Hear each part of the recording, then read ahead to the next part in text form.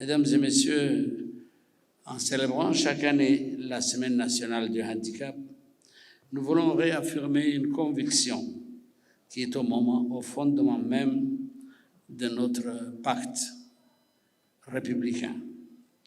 La conviction qu'une nation ne peut avancer qu'en intégrant pleinement chacun de ses enfants, sans distinction, sans exclusion et sans préjugés. C'est pourquoi il faut comprendre l'organisation de cette semaine nationale comme un moment de vérité, un moment où nous tendons un miroir à notre société pour mesurer et évaluer notre capacité d'inclusion et notre sens de justice sociale. Permettez-moi d'abord de rappeler ou de répéter ici avec force ce qui doit relever d'une évidence. Le handicap n'est une tare ni une faiblesse. Il peut certes générer des vulnérabilités, mais il n'enlève rien au potentiel, à la valeur et à la dignité de celles et ceux qui le vivent.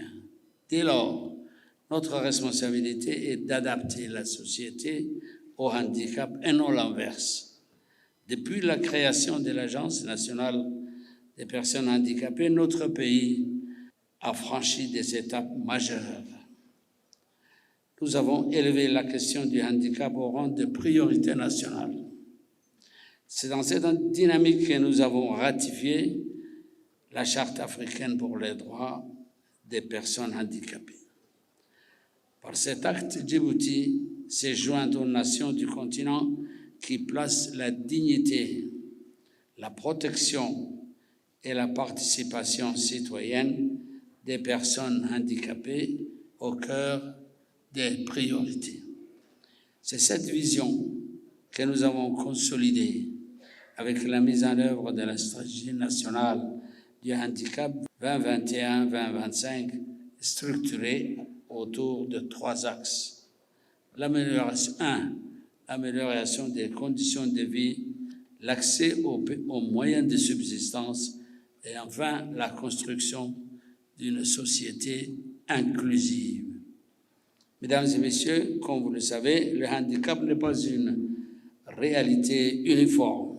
Il peut être physique, il peut être sensoriel, il peut être psychique, il peut être psychologique, psychomoteur ou invisible.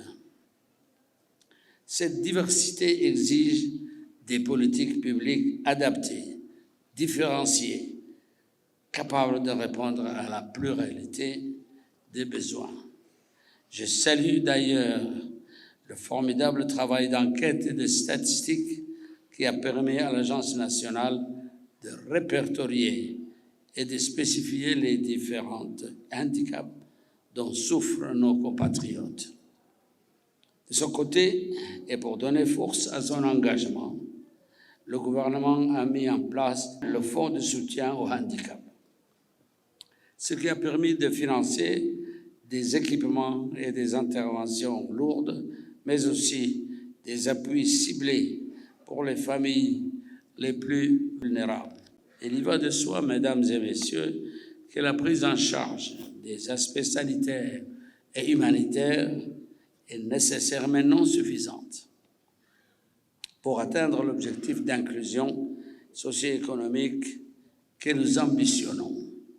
C'est pourquoi nous mettons l'accent sur l'insertion professionnelle grâce aux formations qualifiantes, au partenariat et au soutien à l'auto-emploi, avec pour objectif de passer progressivement d'une logique d'assistance à une logique d'autonomisation, de contribution et de participation. Les premiers résultats de cette politique sont plus qu'encourageants.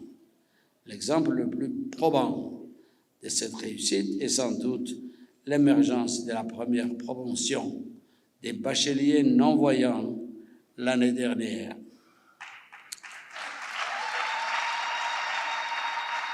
mais aussi la création de 150 postes budgétaires réservés aux personnes en situation de handicap dans la fonction publique. Cet engagement traduit notre conviction profonde que les personnes handicapées ont pleinement leur place dans l'administration, dans la décision publique et dans les services à la nation. Mesdames et messieurs, ces progrès accomplis et ces acquis ne doivent pas nous faire oublier le chemin qui reste encore à parcourir sur le chemin d'une inclusion totale et indiscriminée de nos concitoyens victimes d'un handicap. 7e édition de la Semaine nationale a été un moment interactif de dialogue et de concertation. Elle vous a sûrement permis de croiser les expériences des institutions, des associations, du secteur privé, technique et financier. De ce fait, elle constitue un prélude à une nouvelle stratégie décennale dans le cadre des politiques publiques inclusives et interactives.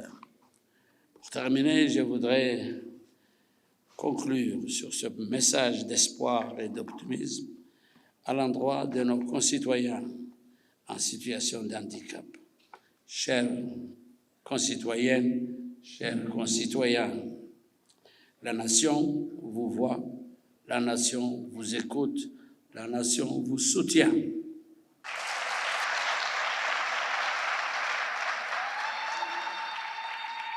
Votre combat est notre combat, votre dignité est notre dignité. Sachez que vous n'êtes pas seul et que vous ne serez jamais laissés de côté. Je vous remercie de votre passion. Vive notre pays, vive la République des Chrétiens.